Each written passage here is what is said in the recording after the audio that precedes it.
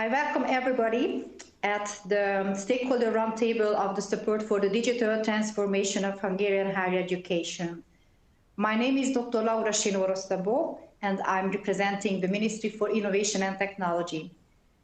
In the context of the digitalization of Hungarian higher education, the policy field has been conducting vast discussion with the relevant national and international experts and higher education representatives since the beginning of this year. The COVID-19 virus has acted as an accelerator in this process, since the digital reform of higher education had been high on our agenda even before it. As a matter of fact, distance education generated by the coronavirus has brought a deeper understanding of the opportunities and challenges of the digital transformation of our higher education system. Within the framework of our strategic project realized by the Organization for Economic Cooperation and Development, in collaboration with the European Commission Directorate General for Structural Reform Support and the Ministry for Innovation and Technology, dedicated effort can be put on the digital transformation process.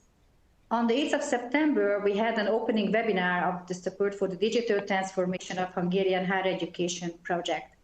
Today's roundtable is aimed at providing further insight in the topic by answering strategic questions compiled by OECD, DG Reform, and the policy field. I believe that the invited expert contribution is going to add up to our common thinking about the digitalization of Hungarian higher education. We collected the questions. 6 questions will be answered by the experts. The first question is, what key objectives do you think can be achieved by having a digitalized higher education system in Hungary? The answer will be given by Dr. Renáta Vanó, Vice President of Educational Authority. Thank you very much. What key objectives can be achieved by having a digitalized higher education system in Hungary?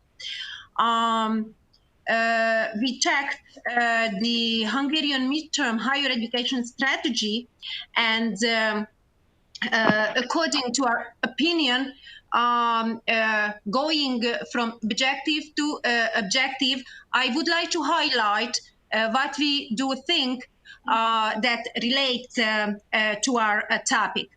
The 2.11 objective of the strategy is supporting student achievement. And we do think that in this objective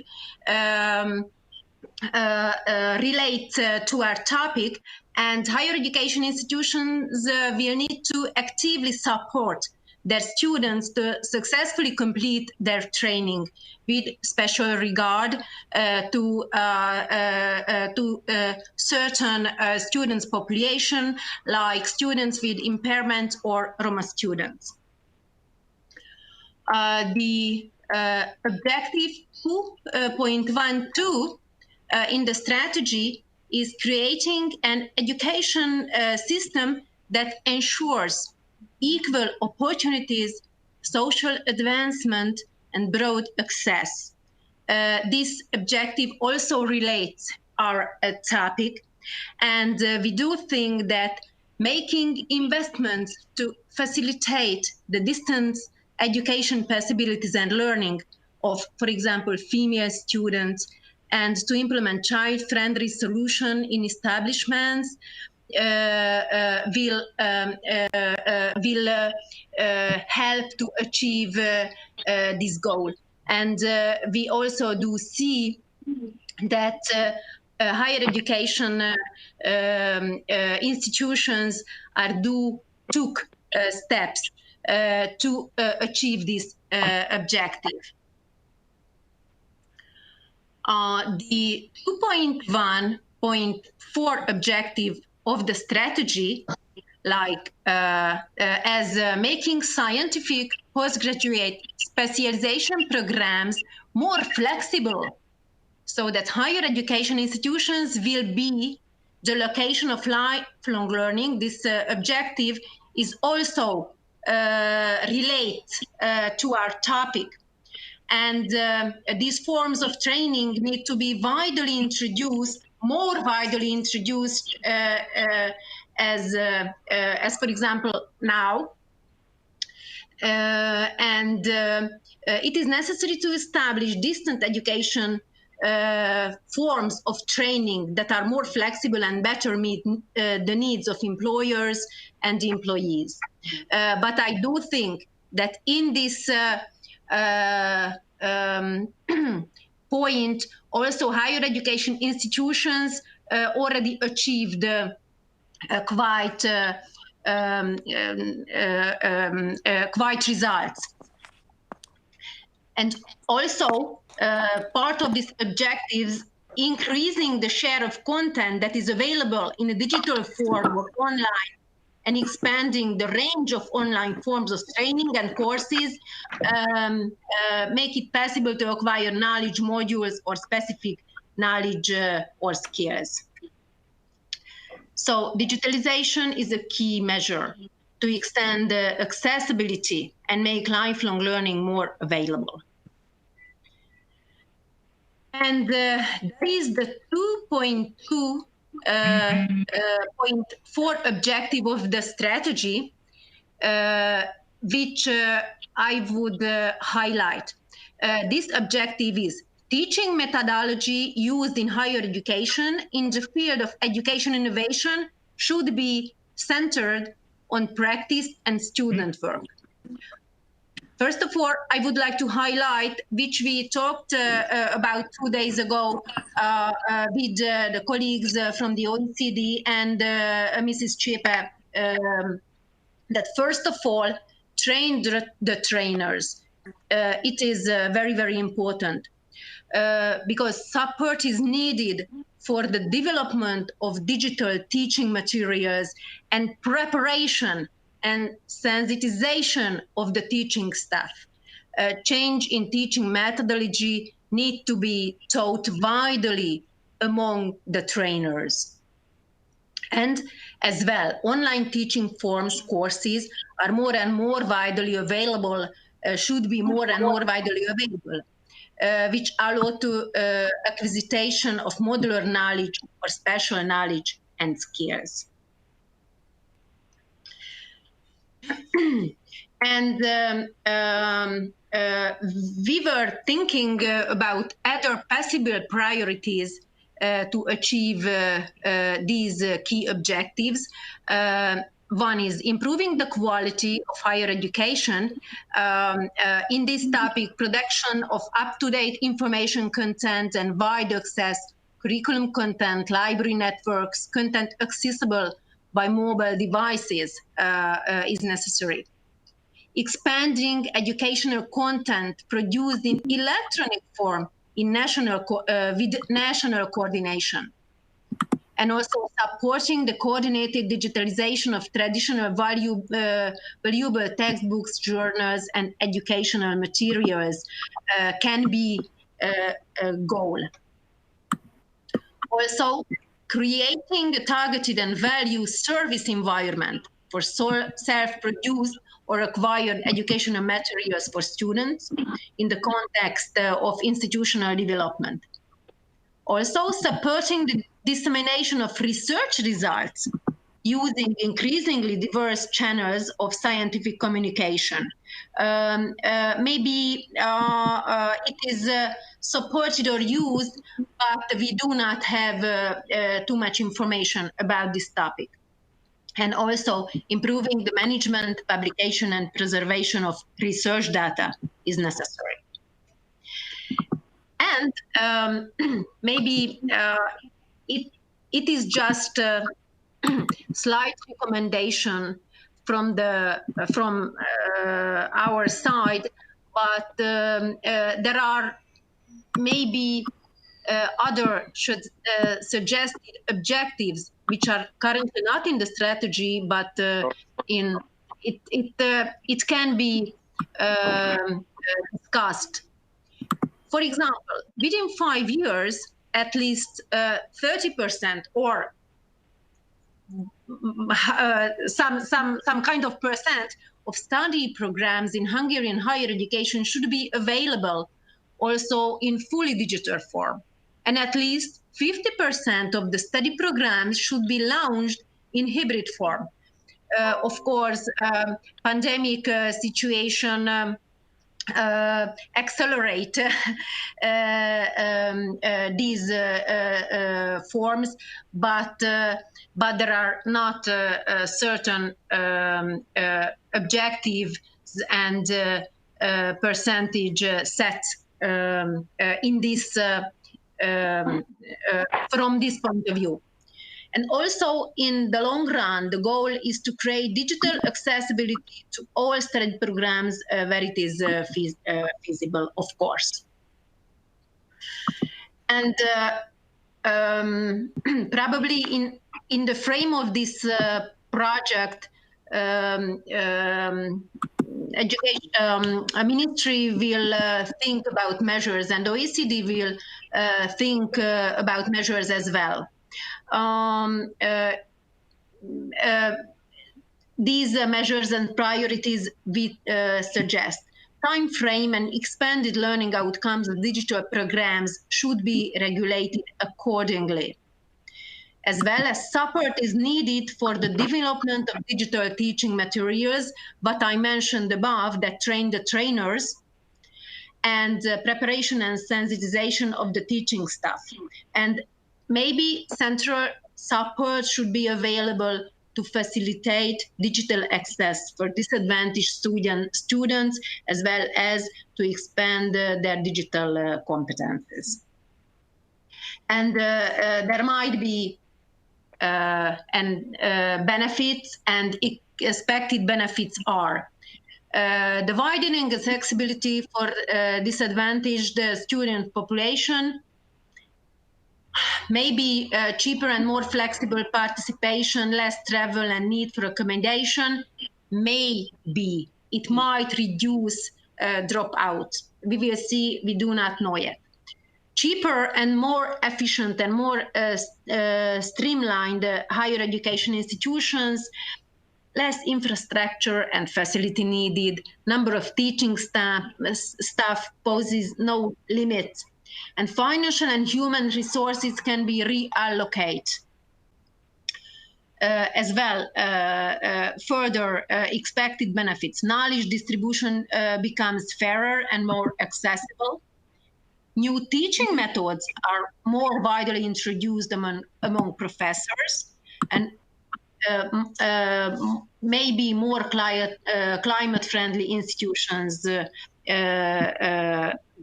be in the future. Thank you very much. Thank you very much, Dr. Vanó, for this very interesting presentation. And I'm sure that the strategic goals you mentioned in your presentation will be very valuable and helpful for us project as well.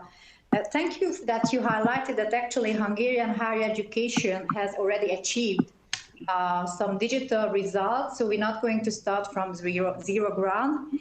And hopefully that with all these efforts, we can create this more flexible, more inclusive and service-oriented, labor market relevant higher education. Let's move to the next question, which will be answered by Mr. Péter Szakál, Director for Academic Affairs of University of Szeged. And the question is, what do you think are the most important challenges preventing Hungary from digitalizing teaching and learning in higher education? Well, thank you, Laura. First of all, I would like to say that I strongly agree with what Renáta just said. And meanwhile, trying to share my screen, it has to be said that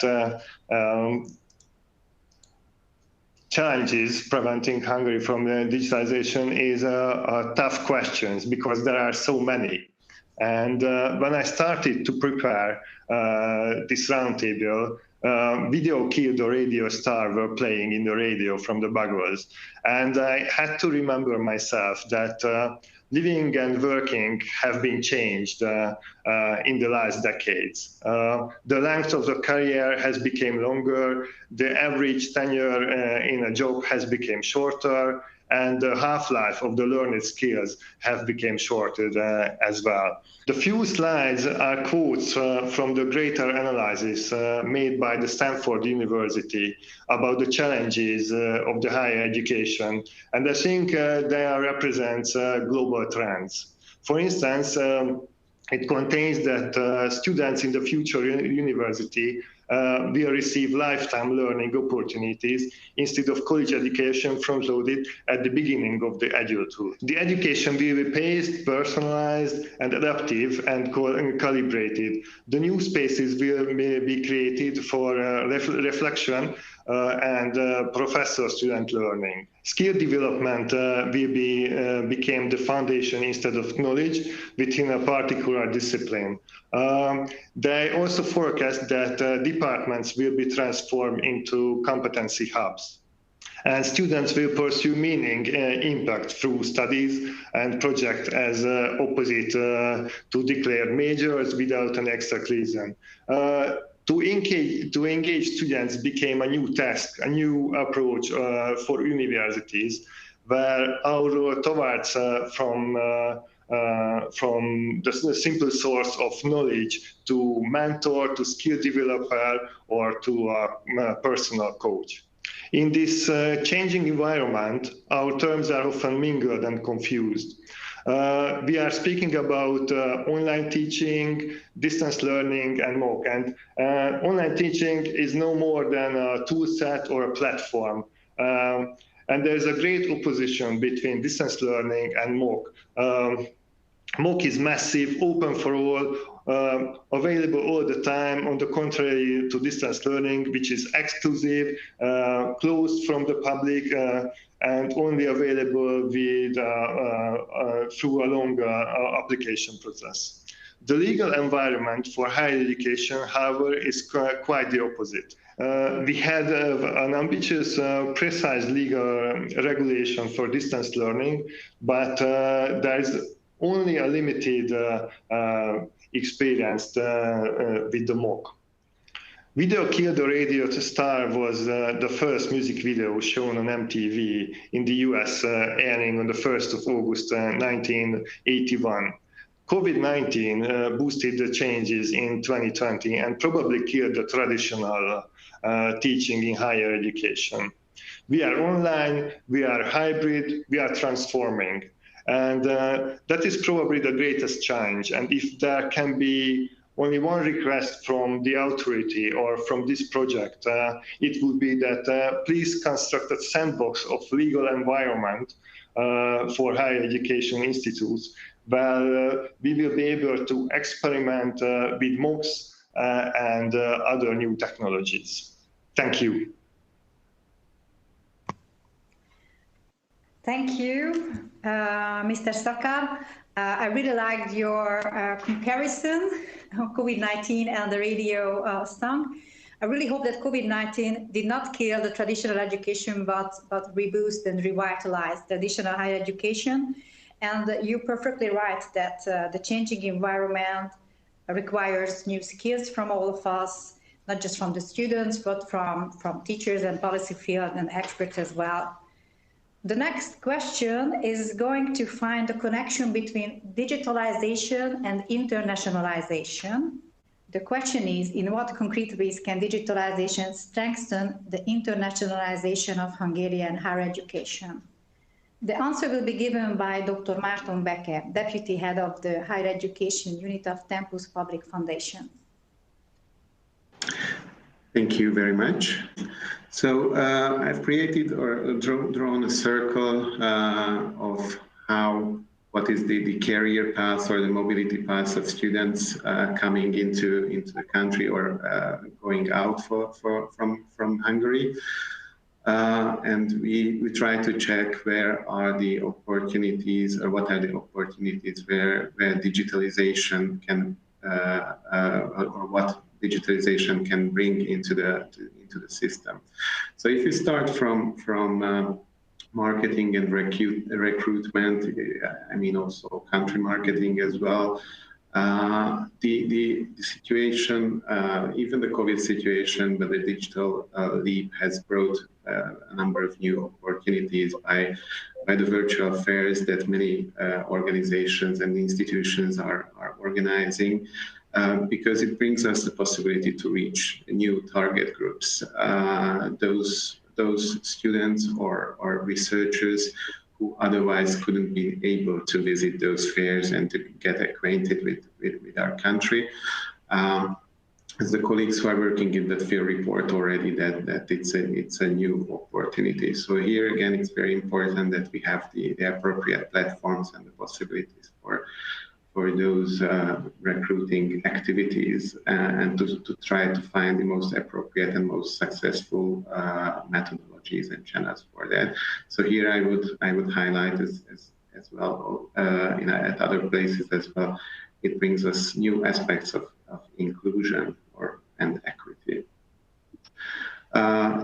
As we approach towards starting the studies, the registration and administration of students, it's very important that we now have a number of very complicated and useful systems, but we think that we should work on the interconnection of those systems. Many things have been done, and I do not want to go into the field of the educational authority, but there are many systems that are already interconnected, but there are others that needs to be brought on the same platform.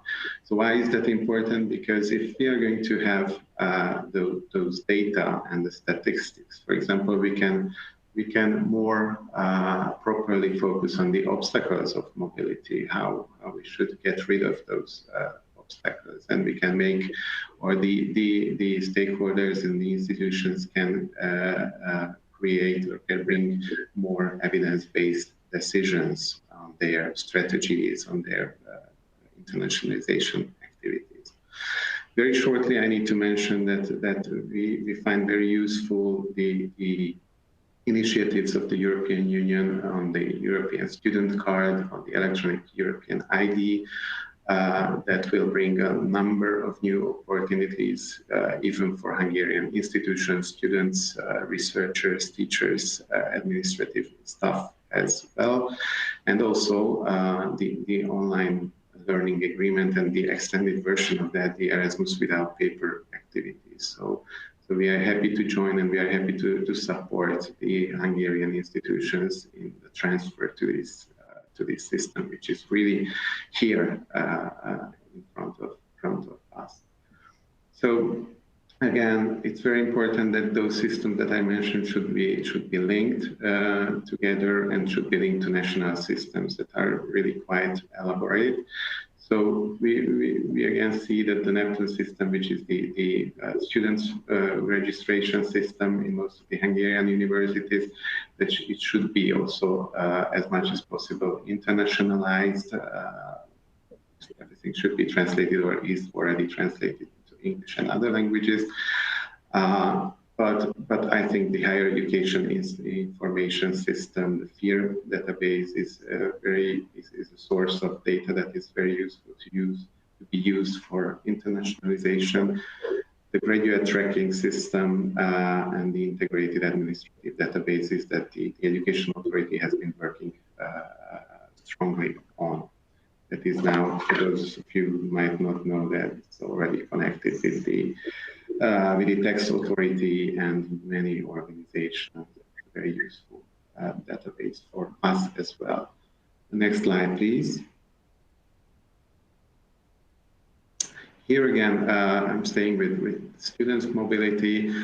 The core of these activities is, of course, learning and teaching, and I should not repeat that the COVID crisis, but otherwise as well, there is a huge progress in offering blended virtual hybrid opportunities, but it's also very, very important for the international mobility or transnational mobility of the students, especially in our days. So huge steps have been made in that field, but there is a lot to do, of course, still, that we create online learning environments, and we have, I think that this is one of the biggest challenges, that there are many learning and teaching platforms available on the market.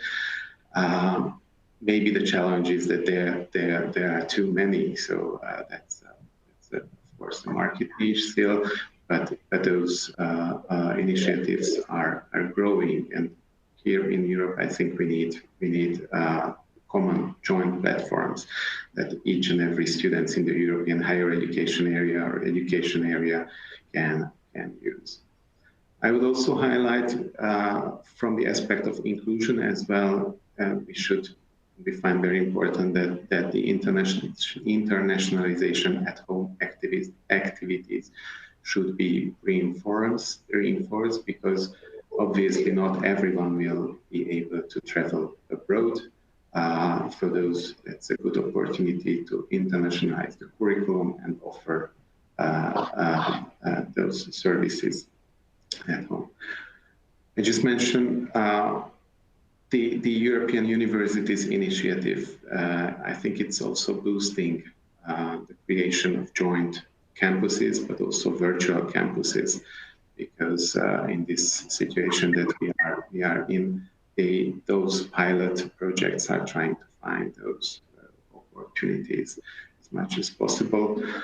And as we proceed in this cycle, the evaluation is very important, and again, feedback from the students and the participants of the mobility, either virtual or physical, is that we have appropriate and proper feedback, and we may collect this feedback, even on teachers' performance, even on the services that students have got during their virtual or physical mobility, because this is where the institutions and the authorities can improve their systems and services. And last but not least, I think what is very, very important is that we take care of our international alumni. Tempus Public Foundation has very strong activities in that system. And here again, as those students who have been studying here, they are leaving the country, it is very important that we have appropriate platforms where we can keep in touch with them and through which they might become our ambassadors. There is also international cooperation between the universities, higher education institutions, and I think what we are trying to do in the current situation, we as a national agency, is to support the virtual or the blended implementation of those projects in offering platforms, methodologies, practices. I think there should be, and I hope that there will be on the European level, such platforms where those cooperation activities can be transferred to. And we are trying to offer flexible funding rules for those who are implementing those projects. I'm not going to read all those points that I mentioned here, but I would conclude with that we need to shift from ad hoc solutions towards systemic approach. And I think this is our short or midterm goal, to have jointly accessible platforms and solutions for the blended realization of cooperation projects as well. And a little bit of promotion in the next slide, if possible. Laura has been talking about the performance project in the kickoff session of this project. So I just mentioned that we are working on this project where we are trying to offer an assessment tool and some incentive systems in order to develop teachers' performance in some 6 participating countries. And this project has also a very strong element where we are trying to offer or to support the development of digital skills and competencies of higher education teachers, so that they be prepared for the international virtual environment and teaching practices. So we are not just going to offer training for the teachers, but provide assistance for higher education institutions, management, and also for the authorities, and not least for the European Commission and the European Higher Education Area Secretariat as well. So that was all I wanted to mention. I'm very happy that the slides have been visible. If there are questions or comments, I'm ready for discussion as well. Thank you. Thank you very much, Dr. Beke. And indeed, we are in the middle of finding out what virtual internationalization, what virtual mobility means. It's also very good that you mentioned that this whole process of Hungarian higher education digitalization is happening in the European Union environment. We have a lot of EU initiatives that we're already connected to. And our project, performance project, financed by Erasmus Plus, it's going to give also answers how to motivate teachers and students to use the new digital materials and tools. Digitalization and the overall modernization of the Hungarian higher education. This is a very complicated question, which will be answered by Ms. Petra Perényi, Head of Center at Digital Higher Education Competence Center at Digital Success Nonprofit Ltd. So the question is, how will digitalization contribute to the overall modernization of the Hungarian higher education system? Thank you for the question, Laura, and hello to everyone. Since I try to visualize this roundtable as the ones in reality, I try to prepare myself like we were speaking around a concrete roundtable and just have some thoughts in my mind. And as Laura mentioned, it's a quite complicated topic, but I try to just point some main elements which we all can have in our minds so to step forward on this route. So there's a huge gap between the methodologies used in the old school system of the higher education degree programs and those methodologies and techniques that we use in everyday life, in institutions where, or in situations where we also learn something new.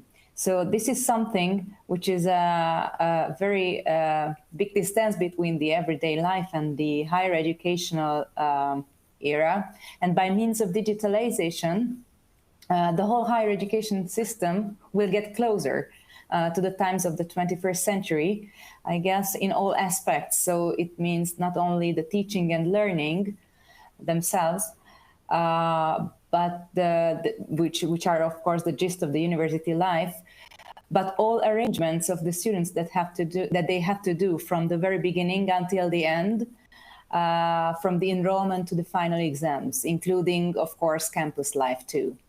So this is a concept which we call the smart university, and which we are planning to realize in the next EU funding period, and which is fortunately accelerated by this pandemic situation. So there can be some advantage of the pandemic which we have lately.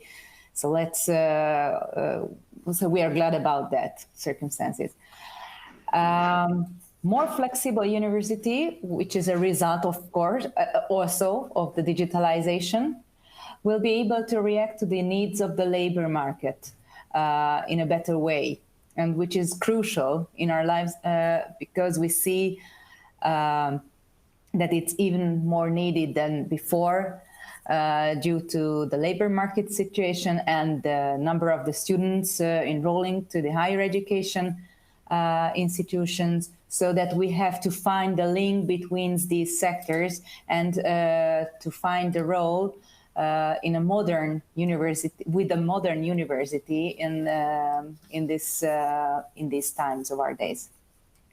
So referring back to Renáta from the Educational Authority, I was very pleased to see these ambitious suggestions of the authority with this suggested indicators, such as the 30% of the study programs should be available in digital form, which is a very good number, I guess.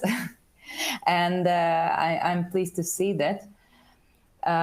So we will be on also in this, let's say, with keeping in mind this principle. And also, I was really glad to see Peter's presentation too, that these shifts are very determinant shifts. So that's what we also think, that digitalization will be a very big shift from the old school higher education methods and life to the modern university life, which fits the 21st century. So these thoughts were the ones I prepared, but of course we can react to and relate to other presentations too. Thank you, Ms. Perini, and it's very good that you mentioned one of our secret endeavor in the next EU-funded programming period, which I'm is sorry if it was a secret. No, it's just a plan.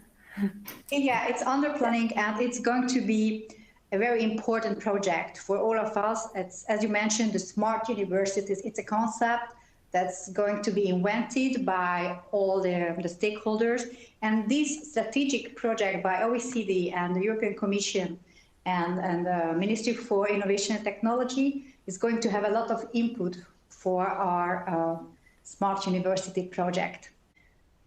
The next question will be connected to quality, and quality was already mentioned as a key point of this digitalization process in Hungarian higher education. So how will digitalization in higher education enhance the quality and the attractiveness of Hungarian higher education? This question will be answered by Professor Dr. Valéria Csépe, President of Hungarian Accreditation Committee. Thank you for having for me this very nice question, because during the different webinars and roundtables, we were speaking a lot about the what and what for, and now we do speak about the how, and how will digitalization in higher education enhance the quality and the attractiveness of Hungarian higher education. Two wonderful issues, actually, questions about the Q&A, and it's Q&A, it's not just question and answer. So we have a general question, what digitalization is. So the question is always, what do we speak about? And we have to be rather specific, and we had some wonderful contributions during this roundtable. So the question one in the title, what I got is question quality. So the quality of what? So the learning and instructions, methods, infrastructure, human resources, etc. I guess all. So digitalization can contribute to all. And question two, attractiveness. So how a higher education institute can be attractive? First, usually, that's the old school, it's professors, but this time is over. So the knowledge, skills, competences, what higher education institute can provide, and when we speak about skills, are these the specific skills, the scientific skills, or the soft skills, what are more and more important in the labor market? What makes a university, or in general a higher education institution, attractive? The access to study material, to access to everything, openness, data share, mobility, we heard about, flexibility, sustainability. So we do not have this question yet, or at least we didn't answer it. So on the QA, the quality assurance or quality assessment, it's not just the Q1 evaluation, not just the evaluation of quality, because in our time, digitalization is there. So there are levels and scenarios of digitalizations, and then very often we come up whether we do have the right infrastructure. As it is shown, it can be even a brain scan. What kind of, what do we mean with the proper infrastructure?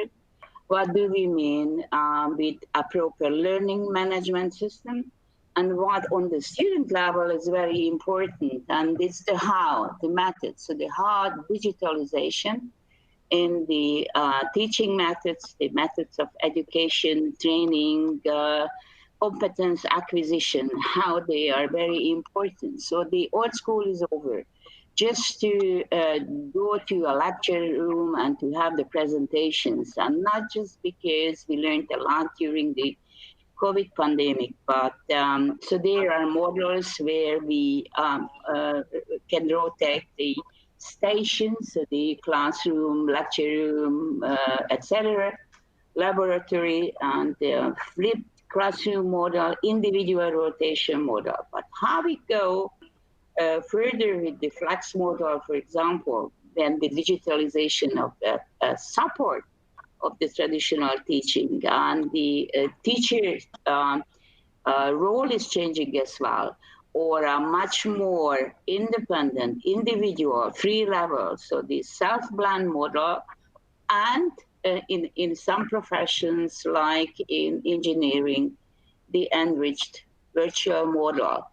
All these contribute on a different way to the attractiveness of the higher education, how accessible they are, what their quality is, from infrastructure to the flexibility and the state-of-the-art knowledge of the professors. So digitalization, we professors learn a lot as well when start to use the different digital tools. And of course, quality and attractiveness can be measured. So the quality can be measured so that when we evaluate the possible support in form of study materials, online access, the different tools, etc.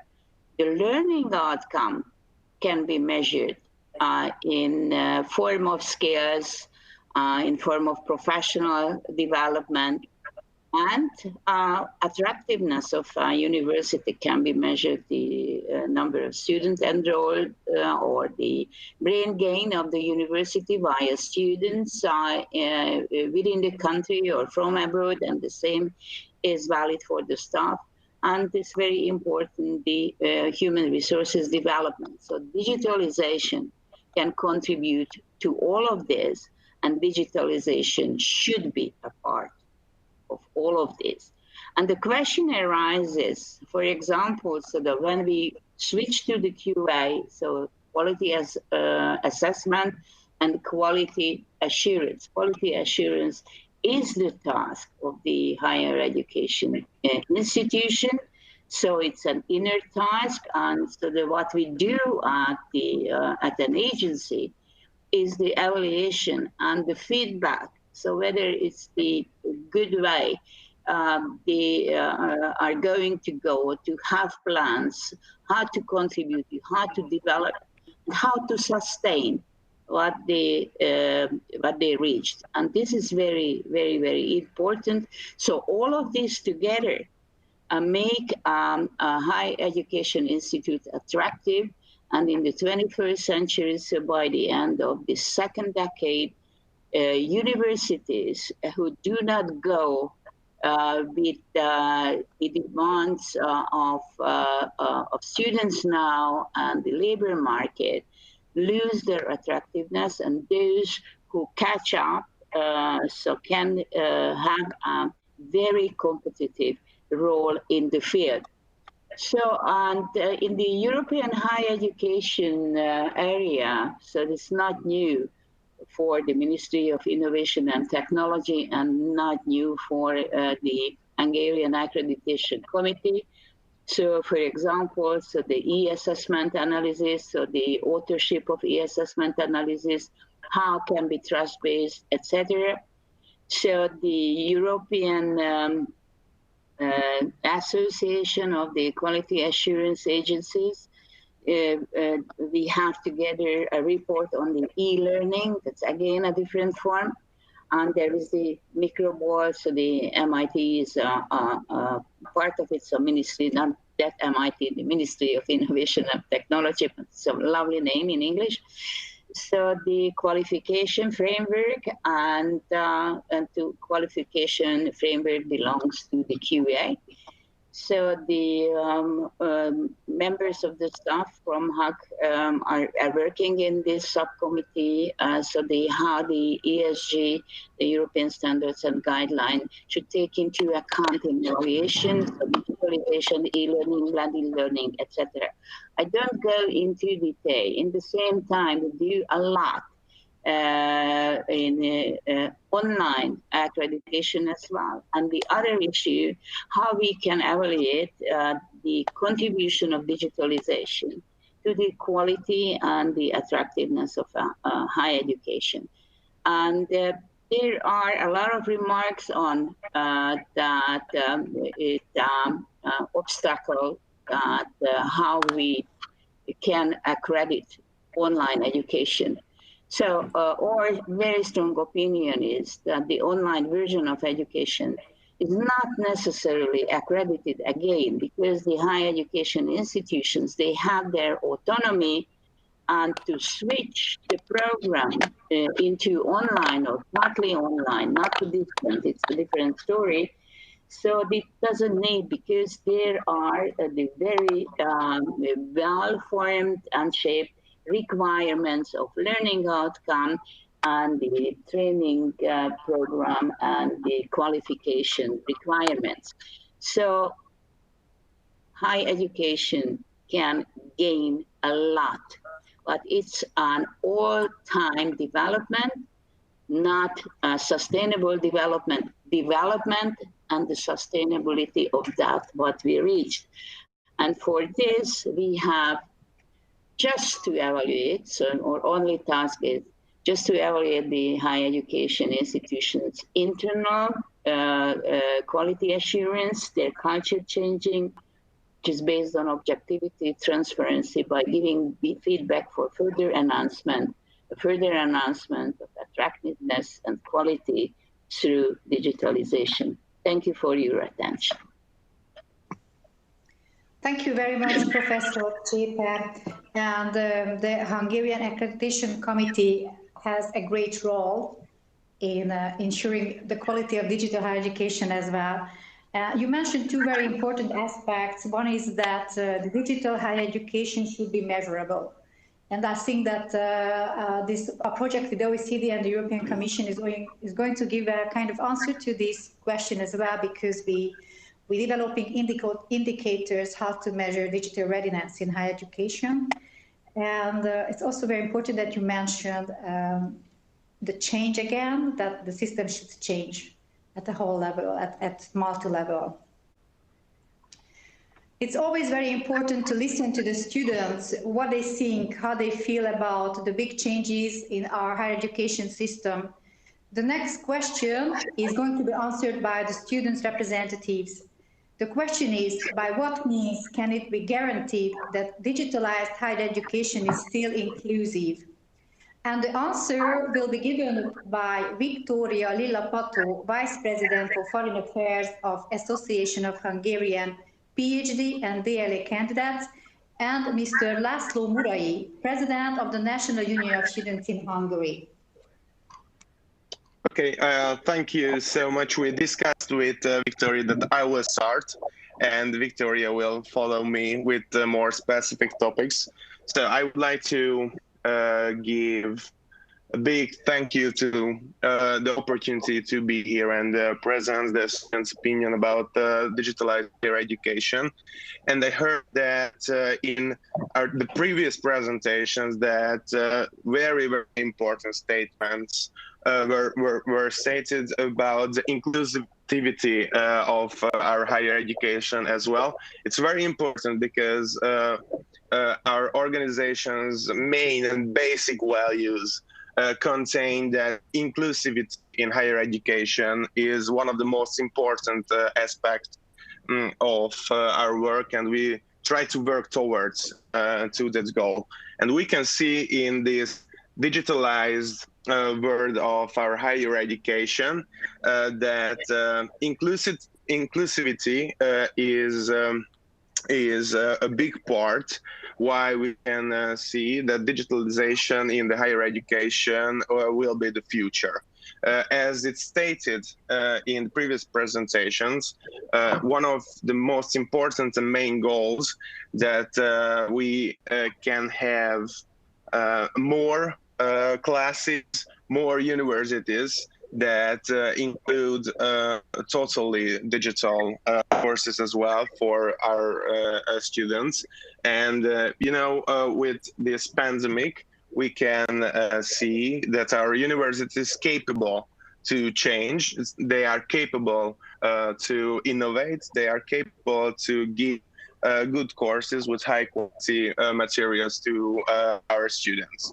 On the other hand, we can see that there are challenges in the digital part of our higher education as well. So there is so much space, so much room to improve in the future.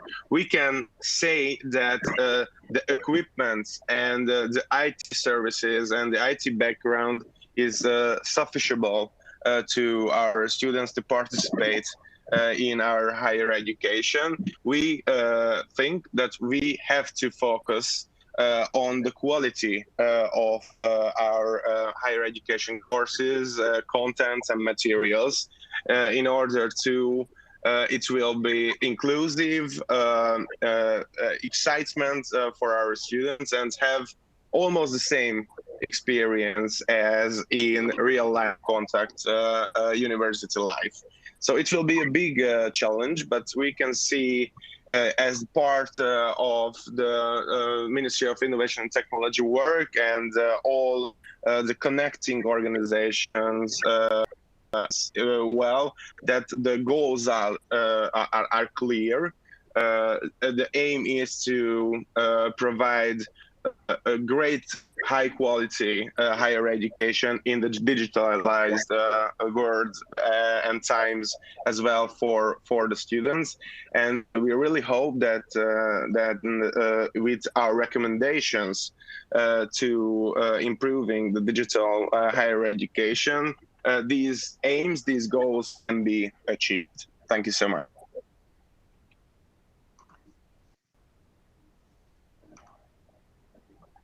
Thank you for the question, and thank you for including the Association of Hungarian PhD and DLA candidates in the discourse on digital higher education. In a few sentences, I would like to reflect on the question of how digital higher education can be inclusive, focusing only on the perspective of doctoral candidates. I'm going to highlight 4 specific fields. One is the accessibility to databases. The second is the social support to develop equipment. The third is the development of digital competencies regarding trainings. And last but not least, the value of inclusivity should be applied for all PhD candidates in Hungary, both international and Hungarian fellows as well. As it comes to accessibility to databases, for young researchers, the access to online databases is a key element when it comes to inclusivity. Higher education institutions where doctoral trainings take place can subscribe to online databases depending on their own financial situation, which leads to different possibilities between institutions, therefore between PhD candidates. So our association would suggest that the same databases should be available from home for all doctoral candidates in Hungary, possibly involving the system of national libraries. In addition, all doctoral candidates should be able to automatically receive VPN access when enrolling in the PhD program. It would allow them to access university databases from home or from distance. Regarding the social context is not so relevant from PhD candidates' point of view, as the provision of IT tools is expected at this stage of academic progress and appears without exception. However, with regard to the development of technological tools, it could be possible to request special social support in some cases. What do I mean by that? if a technical equipment, for instance, breaks down and the owner cannot replace it at own expense, since we are talking about the early stage of a researcher when the salary or other financial supports are not so great, he or she could apply for support from the university where the student continues the PhD program. It could be a big advantage when it comes to digital tools. The digital competencies, development or the education of the digital competencies should start already in the initial stage of higher education and even in public education. At the same time, doctoral students should be provided with the opportunity for further training to meet their research and teaching obligations in line with the technological development. These trainings should be available to everyone across the country, and we would be very glad to contribute in cooperation with the national authorities to the provision of national training for doctoral candidates and young researchers in accordance with the diversity of disciplines regarding digital competencies. Inclusion applies at this point. Also applies at this point. All opportunities must be provided for all doctoral candidates, and as I've already mentioned, we certainly focusing on international fellows as well, who are currently delivering the research in Hungary. So all the materials, educational materials and possibilities should be provided for Hungarian and international PhD candidates as well, who are studying in Hungary in a university in a PhD program. So I would like to mention these things regarding inclusivity, but also we are open for further discussions on the digitalization of higher education. Thank you so much. Thank you, Ms. Pato and Mr. Murai. And I'm sure I can guarantee that the students' voice will be fed into this project and into the strategic work of the policy field. I'm also happy that you feel that higher education institutions in Hungary are capable to innovate and to digitally develop. And it's also a very, very important point that this work needs system-level approach. So all education sectors have to be involved in this process. Thank you very much. I believe that when we speak about a Hungarian topic, a context, it's also very good to have an international outlook. So what's happening in other European Union or other countries in this respect? Our invited guest to the roundtable is Dr. Rory Nevin, who is going to give us an introduction and insight into the Irish context of higher education digitalization. Dr. Rory Nevin is currently employed as a special advisor on higher education with the Irish Higher Education Authority and has advised on higher education policy and program development activities in areas such as skills and work-based learning, enterprise engagement, entrepreneurship, digital transformation, and higher education funding models. Rory has 30 years of experience working in higher education. And during his career, he's been appointed to numerous senior management roles in higher education institutes, including being appointed as the president of 2 institutes of technology in Ireland. He's also very active in international collaborative activities and is currently chairperson of the OECD's Group of National Experts in Higher Education, a member of the EU's HE Innovate Expert Group, a member of the steering committee of the Regional University Network of Europe, and a member of the Coordinating Council for Science, Research and Higher Education in Portugal. So it's a great pleasure to have Dr. Nevin, and we are listening to your presentation now. Good morning, Laura, and good morning, everybody. I hope you can hear me. I learned a lesson this morning. To facilitate digitalization and digital transformation, the first thing you need is power. And unfortunately, there was a power cut in my area, so I wasn't able to connect with you. So the first lesson is you need electricity. Yeah? Excellent. So the topic I was to speak on was digital transformation. So this is kind of the little mind map we like to use in Ireland. And this comes from EduCause. So the first little lesson here is, if people aren't aware of it, EduCause are a body, and the web address is there actually when you see the slide, are a group that actually promotes digital transformation and digital transformation agenda in education. They produce some very, very good work and useful information. So I would advise you, if you get a chance, to look up what they do. For us, it has been very useful in determining how we think about what digital transformation is about, in terms of its drivers, its components, its outcomes. And don't forget, the outcomes are for everybody, all stakeholders. So there's outcomes for the learners, there's outcomes from the teachers, there's outcomes for the institutions, there's outcomes from the ministries, and there's outcomes for the state. So just to bear that in mind, there are different, I suppose, desires for all of the stakeholders in the system in terms of what they want to achieve from a digital transformation agenda. And I think you've heard this morning. I think you can certainly determine from your stakeholders that they all have different objectives to achieve, and this needs to be kept in mind when you're developing your digital transformation agenda. So effectively, where are we at? Well, we're like yourselves. We're in the middle of developing our digital transformation agenda. We have consulted with our stakeholders at this point, and we're developing, I suppose, a structured approach. Just if you go to the next slide, I'll show you maybe the stakeholders we've engaged. There we go. So these are all the stakeholders in the Irish higher education system. In the middle at the top, obviously the most important ones, and should never be forgotten, are the students. That's what we're here for, is to obviously ensure we can allow our students to achieve their best possible potential, because they are the future. As I always say, is students nowadays hopefully will be the ones that will be earning my pension as I retire. So, you know, it's important that we invest in our students. No, that's a joke. But the other institutions that are important for us are technological institutions and our universities, our private providers who are there, the higher education colleges, our quality assurance agencies, and then I suppose the key implementers, and this is something I want to stress, the key implementers of any digital transformation agenda need to be, one, your NREN. So our NREN is our HEA net. So they are responsible for all our digital structures, our infrastructures, data centers, connectivity of our institutions. And this is something I do want to stress here.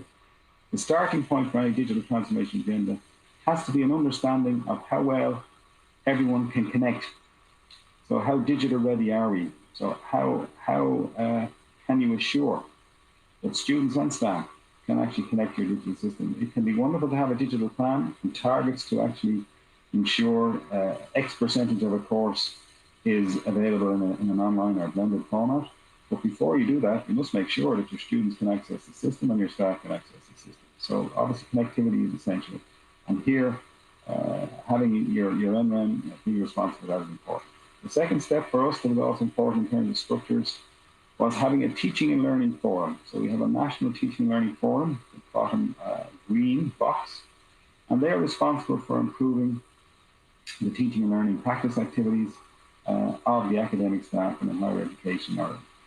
And they have a particular focus at the moment on digital strategies in teaching and learning. So again, if you don't have one, I suggest it's very, very important to establish some form of national network or some national body who can actually be responsible for teaching and learning practice development in your academic institutions. And then the other third strong implementer is obviously our own department. And we now have changed the name of the department, it's the Department of Higher Education. The department, through yourself, Laura, needs to be very active in creating a blueprint, plan, stage plan that facilitates a proper structured approach to digital transformation, which takes on board issues like quality, student experience, teaching and learning practice, accessibility, and so forth.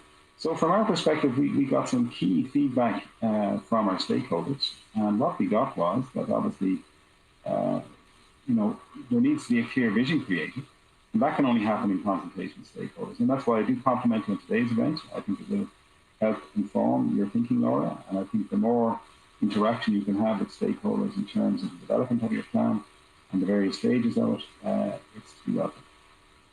Obviously, you have to get greater collaboration between state agencies. It's essential that people understand that digital transformation is not just about what can be achieved for one entity, it's about what all entities together, working collaboratively, can achieve in total for the student body and for the institutions they obviously represent. The other thing is digital transformation means different things to different people. And so you need to create some form of common language and data definitions that people will understand. And that's essential. We have noticed that, but actually as we look at the development of the plan, different things mean different things to different people, particularly in the area of data and data definitions. You need to understand the current state of play in digital capability, and obviously what is needed in terms of resource and requirements to improve the state of play for the digital system.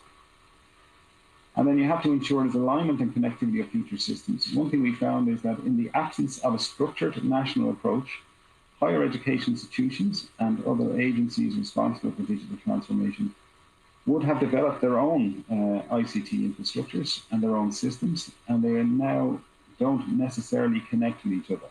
So you need to have a very connected approach and actually to check what is the state of play in their system. And then the other thing we found is some of our digital data systems require significant attention, particularly in areas of the virtual learning environment, again, because different people are using different systems. Customer relations management is obviously something that we need to improve. Our data security systems and our research databases. Okay, so they were the ones where we were, if you like, regarding as priority areas for development. This is from Microsoft. This is the transformation framework for a higher education institution, and indeed one of your speakers has already referred to this. I think the idea of the smart university. These are the principal components that you want to achieve. You obviously want to cover off all aspects of student success and lifecycle management, teaching, learning, and research activities, and the connected campus in terms of data sharing, operation, campus, etc. So these are the components I think that higher education institutions need to think about and develop appropriate plans in relation to their digital transformation. Of course, COVID came along and it completely changed how we thought about things in life. And if I go to the next slide, I'll tell you what happened to us. Effectively, and I'm sure it happened to you, everything, absolutely everything had to go online immediately. So even the best planning in the world from the various ministries, effectively COVID-19 changed all that, and the entire higher education system has put everything online as fast as it possibly could.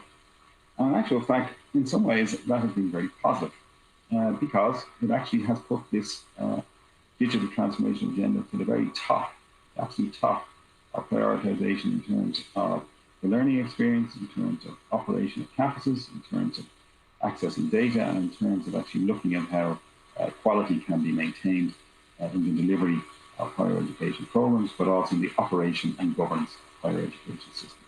So in terms of where we're going, and I suppose I do want to talk about this in the context of COVID, because I do think digital transformation in COVID and I suppose lifestyle changes post-COVID will have to be considered very strongly. One thing we have noticed, and I think it's come across with your speakers this morning, is that essentially with digital transformation, the benefits it can have outside of just, I suppose, teaching learning activities is in focusing better and greater attention on lifelong learning. And I think your speaker who talked about teaching and learning practice and this concept and idea of multiple careers within a working lifespan is absolutely correct. And the only way you can actually ensure that people can have the best possible multiple careers within a longer lifespan is to ensure they engage in lifelong learning activities. And lifelong learning activities will have to be facilitated by digital systems and the digital learning. The other thing we're finding, of course, is work-based learning, reskilling and upskilling is associated with that. But particularly working with industry and business partners needs to be thought of at stage one. The first step in the creation of a digital transformation agenda, you do need to make connectivity not just with the stakeholders in the education arena, but also with your stakeholders in your business, economic, social and cultural environment. Okay? The other one I'm going to say to you is obviously internationalisation and blended mobility opportunities. Márton is absolutely correct. This is essential. The real vehicle there to promote this now, and I think governments should really push, the European University Initiative. The level of investment and prioritisation which has been given to those projects needs to take on board the digital transformation agenda, because you want real European universities. The only way you can achieve this is not just through mobility activities, but actually having co-created, blended and online learning opportunities. So certainly the internationalisation agenda is one that very much has to focus on how we can improve and enhance European University Initiative in that regard. And then the other thing we've seen that I suppose will actually influence or the digital transformation agenda will influence is public service contracts and work practices. More working from home, maybe changing how people see the approach to higher education, not necessarily counting hours that they deliver in a classroom or laboratory environment, but actually in terms of what type of supports they can provide directly to their students online, how you measure that, how you account for that in terms of their workload and their practice. So these are things you have to consider. So if we just move on to the next slide then. Yeah, it's kind of the end.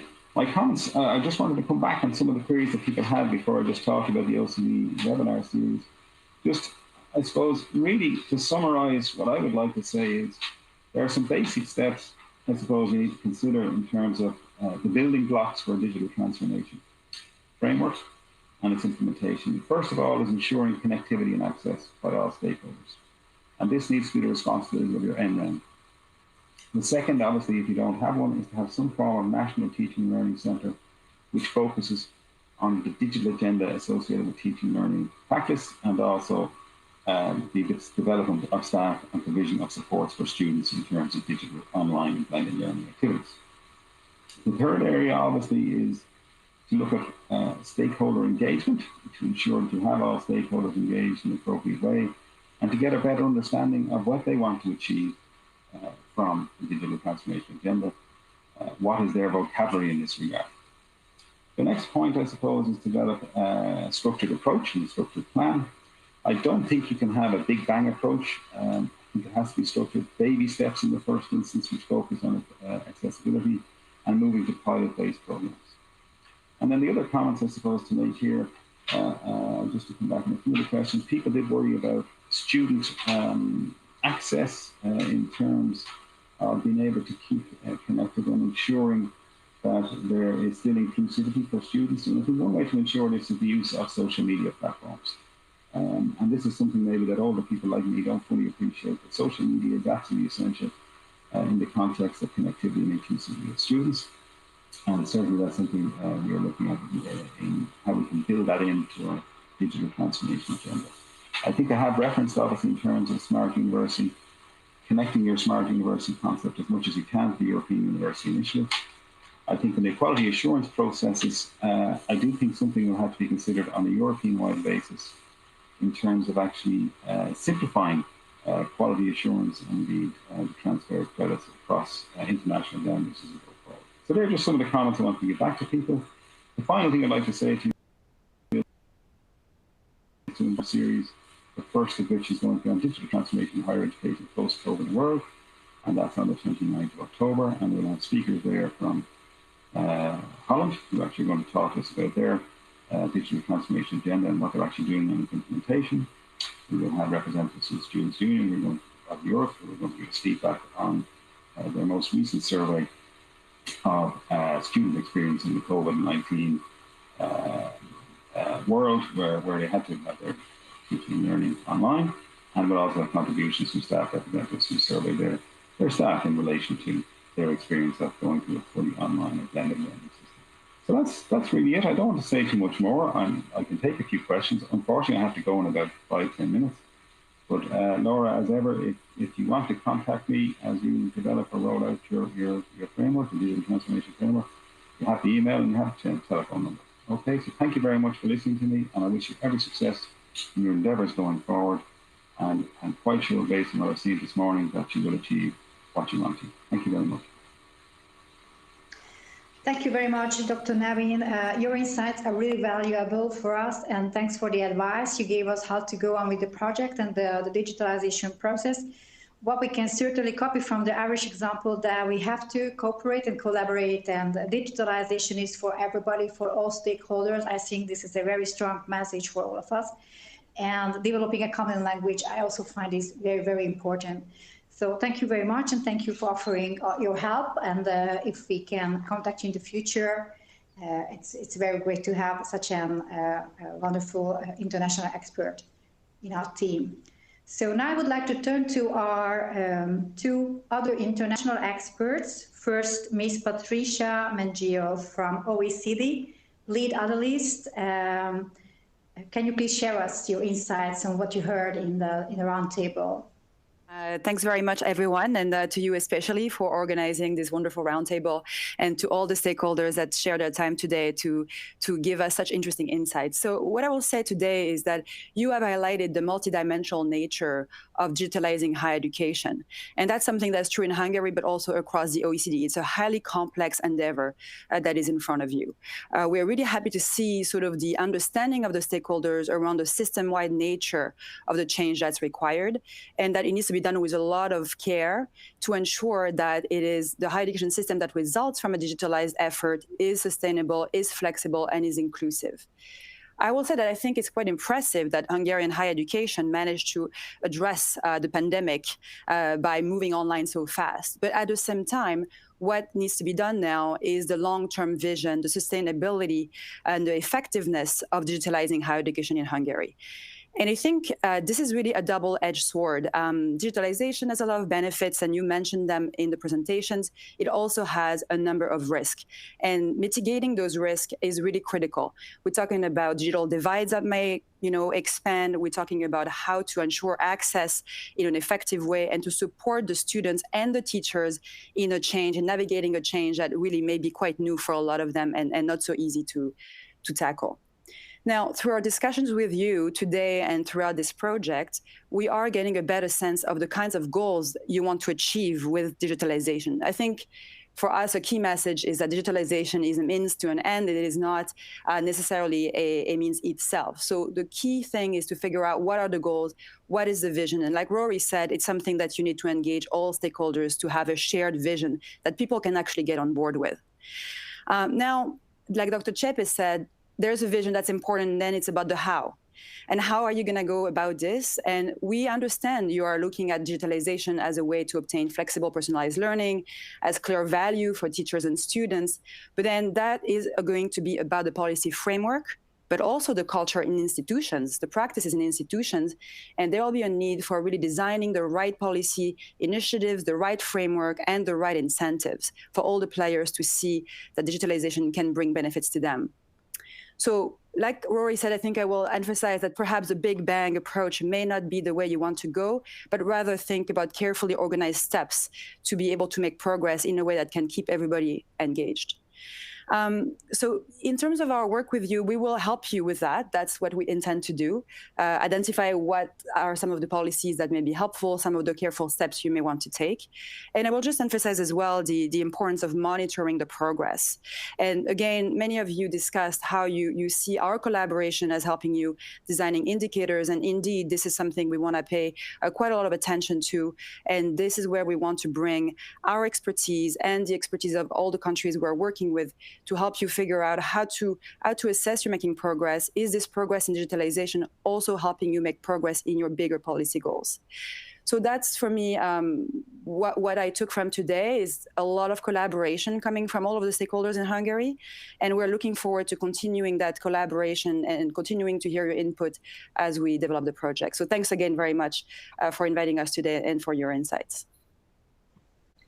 Thank you, Patricia, and I agree with you. Actually, I share your vision and your understanding of this roundtable. And I would like to ask Ms. Agota Kovács, Policy Officer from Director General for Structural Reform Support, to also share with us her understanding of the roundtable and the main messages, the lessons learned. So I got disconnected right in the moment when you passed the floor on, and I, since you were already saying farewell, I will definitely not rob your time, but I just wanted to give you a big thank you on behalf of DG Reform for this online roundtable. I have been with you and listened to you very carefully, and I'm very, very glad that actually the project is fulfilling our expectations, because we think of it as a strategic project, not only for Hungary, but also for the whole region. And what you just mentioned today about your small secret of using the idea of the smart university as a way to also strategize on your next, let's say, benefit from EU support, we were very glad to hear that, because higher education reform is key to us. We are happy to engage with you in a strategic and systemic change. And we have heard a lot today about the challenges, but also on the opportunities ahead you. So apart from the content, the process is also very important for us. So I was very happy that many of you have prepared these presentations, you shared with us your thoughts, and I will just ask you kindly to bear with us for the entire process, because we really mean stakeholder involvement. And in the Structural Reform Support Program, unlike other EU programs, we are not mere funders. We are also your key partners in design and implementation. So please don't hesitate to also rely on us for any support that you may need in the future. So thank you very much. And a big thank you goes to Laura and her team for hosting. And I really hope that you will continue this highly successful series. So thank you very much. Thank you, Agota. And of course, we will involve this wonderful contribution from your side. And I think that it's going to be a wonderful closing remarks, that partnership. And we already built partnership, and we will keep building a partnership in this project. So I would like to thank all distinguished experts to share their ideas and their vision of the digitalization of Hungarian higher education. We've learned a lot how to do this process, how to plan this process carefully, and how to make sure that it's going to guarantee that we can achieve our goals by digitalization of Hungarian higher education. Very important that we have to set targets, and I believe that we can set ambitious targets because we're starting from an already developed level of Hungarian higher education, digitalization. What's very important that we need to apply new approaches in this process, because the old tradition is not working. Old school is not the way to digitalization, but still we have to build on what we already have in our system. And maybe one of the new approaches, the smart universities, which is going to have all our dreams come true in institutions. Also very important that our process, our work together have to be system level, including all sectors of education, and inclusive in the sense that everybody is involved, not just higher education stakeholders, but the whole environment. And I would like to say goodbye to you, and thanks again for the contribution with the message that we need power for digitalization in the literally and also in the figurative meaning of the word. Thank you very much again. Have a nice day.